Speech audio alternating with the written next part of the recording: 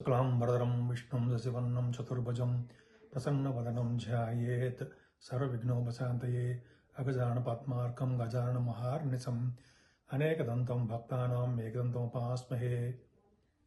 మా ఆది ఆస్వాలను చూస్తున్నటువంటి మీ అందరికీ నా హృదయపూర్వక నమస్కారాలు. ఇప్పుడు మనం ఆగస్టు నెల 1 తారీఖు నుంచి 31 తారీఖు వరకు కూడా 12 రోజుల వాళ్ళకి ఎలా ఉండబోతుందో తెలుసుకుందాం. ముందుగా ఈ వీడియోని నేను యుఎస్లో వర్జీనియా నుంచి మా ఇంట్లో నుంచి షూట్ చేస్తున్నాను.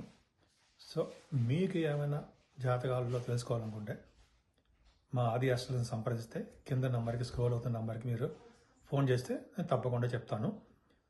ఈ నెలలో ఆగస్టు నెలలో ముఖ్యంగా ఇప్పుడు మనం కుంభరాశి గురించి తెలుసుకుందామా. కుంభరాశి వాళ్ళకి ఆగస్టు నెలలో చాలా మంచి ఫలితాలు ఉన్నాయండి, అందులో డౌటే లేదు.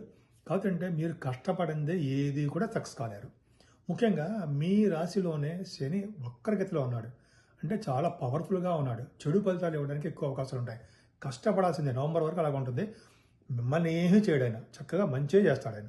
గాయత్రి జపం చేసుకున్న వాళ్ళకి, పూజ్యులని పెద్దలని గౌరవించే వాళ్ళకి, అలాగే ఓల్డ్ ఏజ్ హోమ్ అంటారు సార్, ఆ ఏజ్డ్ పర్సన్స్ వాళ్ళకి మీరు సేవలు చేసుకోవడం వల్ల మంచి ఫలితాలు శని వల్ల కలుగుతాయి. అంతేకాకుండా మీకు మోకాళ్ళ నొప్పులు ఉంటాయండి, ఇవి తగ్గడానికి మోకాళ్ళ నొప్పులు, కీళ్ళ నొప్పులు, ఒళ్ళు నొప్పులు అంటాం కదా, ముఖ్యంగా మోకాళ్ళ నొప్పులు అవి తగ్గడానికి గాయత్రి మంత్రం చేసుకోవాల్సిందే. ఆంజనేయ స్వామిని, వెంకటేశ్వర స్వామి దగ్గర దీపారాధన అంటారు జరా, శనివారం అదొకటి. శివాభిషేకాలు చేసుకోవడం వల్ల మంచి ఫలితాలు ఉంటాయి. ఏదైనా కుంభరాశిలో ద్వితీయ భావంలో రాహు ఉండడం వలన ఫైనాన్షియల్ స్టేటస్ బాగుంటుంది. కానీ ఇక్కడ ఏంటంటే పెద్ద వాళ్ళతో తగాదాలు రావడానికి, మనస్పదాలు రావడానికి అవకాశం ఉంది. ఏదైనా మీకు అదృష్టవంతులండి. కుజగురులు మీకు 4th భావంలో చక్కగా ఉన్నారు, అంటే మీకు వాహన యోగము, గృహయోగము, భూములు ఇవన్నీ బాగుంటాయి. సుఖపడతారు, ఎక్కడికైనా సుఖపడే తత్వం ఉంటుంది. మీకు సంగీతం పట్ల బాగా ఇంట్రెస్ట్ ఉంటుంది.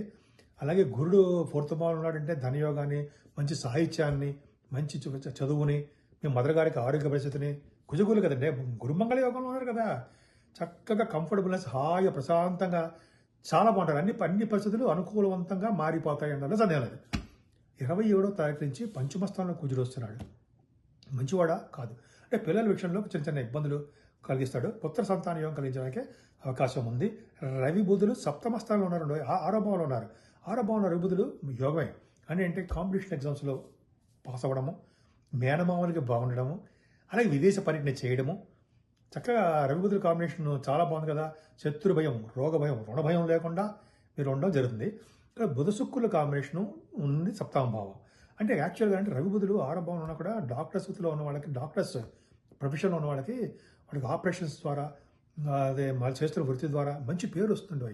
ఆ పేరు ప్రఖ్యాతి పొందుతారంటలో సందేహం లేదు. బుధ శుక్రులు 7వ భావంలో ఉన్నారు, రవితో కలిసి ఉన్నారు అనుకోండి, 15 నుంచి వస్తాడు. ఇక్కడ ఏంటంటే బుధ శుక్రుల కాంబినేషన్ అంటే సినిమా రంగం, అలాగే సాహిత్య రంగం. సినిమా రంగంలో ఉన్న వాళ్ళకి మంచి డెవలప్మెంట్స్ ఉంటాయి. కళారంగం అని, తర్కశాస్త్రంలో మీరు వాదించడంలో కూడా బాగా డెవలప్ అవుతారు. బుధశుక్ర కాంబినేషన్ వల్ల విహారయాత్రలు చేస్తారు. దీన్ని కళత్ర స్థానము, అదృష్ట స్థానము అంటాం కదా. అది అదృష్ట స్థానం అంటే మీరు చేస్తున్న బిజినెస్లు బాగా డెవలప్ అవుతాయి అనడంలో సందేహం లేదు. వస్త్ర పరిశ్రమ, వస్త్ర వ్యాపారం కానీ, ఫుడ్ బిజినెస్ అంటాం కదా, గోల్డ్, అవన్నీ వ్యాపారాల్లో డెవలప్మెంట్స్ ఉంటాయి. రవి బుధులు 7వ స్థానంలో ఉన్నారు, అంటే ఏంటంటే 7వ స్థానంలో రవి బుధులు మాత్రమే ప్రాబ్లం ఏం కాదు. అక్కడే వివాహ శుభకార్యాలు జరుగుతాయి. భార్య భర్తల విషయంలో అనురాగం పెరుగుతుంది. కేతు 8వ స్థానంలో మంచివాడు కాదండి, శుక్రుడు కూడా కలుస్తున్నాడు 25 నుంచి. శుక్రుడు మీకు అంత మంచివాడు, 10th హౌస్ మీకు మంచివాడు, 9th హౌస్ రాడు. అష్టమానికి వెళ్ళిపోకూడదు. అష్టమానికి వెళ్ళిపోవడం వల్ల ఏమవుతుందంటే మీకు తరగని సంపదలలో ప్రాబ్లం అవుతాయి.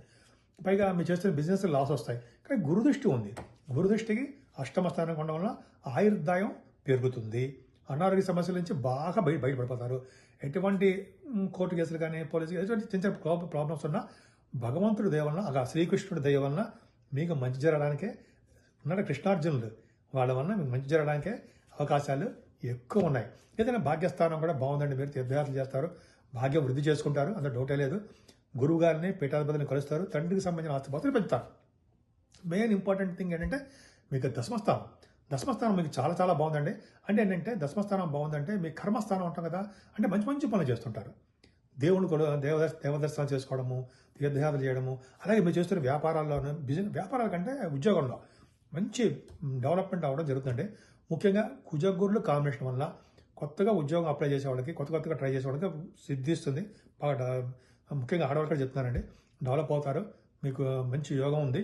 అలాగే ఆల్రెడీ ఉద్యోగం చేసిన వాళ్ళకి మంచి డెవలప్మెంట్స్ ఉన్నాయి. ముఖ్యంగా సాఫ్ట్వేర్ రంగంలో ఉన్న వాళ్ళకి, బ్యాంకింగ్ రంగంలో ఉన్న వాళ్ళకి, ఫైనాన్స్ సంబంధించిన వాళ్ళకి, ఆడిటర్స్కి, అలాగే లాయర్స్ వృత్తిలో ఉన్న వాళ్ళకి, డాక్టర్స్ వృత్తిలో ఉన్న వాళ్ళకి, వీళ్ళందరూ కూడా దశమస్థానానికి కుజ దృష్టి ఉంది. అంటే ఏ భావన అంటే మీరు ఏ ఉద్యోగం చేస్తున్నా సరే, చిన్న ఉద్యోగం చేస్తున్నా సరే, దాంట్లో ఉన్నతంగా రాణించడానికి మీ పై బాసులు, మీ అధికారుల చేత మన్ననలు అంటే గౌరవ మన్ననలు అంటే ప్రశంసలు పొందడానికి అవకాశాలు ఎక్కువ ఉన్నాయి. మీ 11వ భావాన్ని కూడా కుజుడు చూస్తున్నాడండి. మీ అన్నయ్య ఉంటే అన్నయ్యకి బాగుంటుంది. మీ డబ్బులు ధన సంపాదన కొద్దిగా గొప్ప పర్ఫెక్ట్గా చాలా బాగుండడానికే అవకాశాలు ఉన్నాయి. సో కుంభరాశి వాళ్ళకి ఈ నెల మొత్తం బాగుంది. గాయత్రి మంత్రం చేసుకోండి. అలాగే వింటే మహాభారతాన్ని ఒక్కసారి మీకు అవకాశం ఉంటే మహాభారతాన్ని కొన్ని శ్లోకాలు వింటూ ఉండండి. అలాగే ఆంజనేయ స్వామి వీళ్ళందరూ దర్శనం చేసుకోవడం, పూజ చేసుకోవడం, ముఖ్యంగా లక్ష్మీ అమ్మవారిని పూజ చేసుకోవడం వల్ల, కలువ పువ్వులతో పూజ చేసుకోవడం వలన అమ్మవారికి స్థిర లక్ష్మి మీ ఇంట్లో ఉండడానికే ఎక్కువ అవకాశాలు ఉన్నాయి.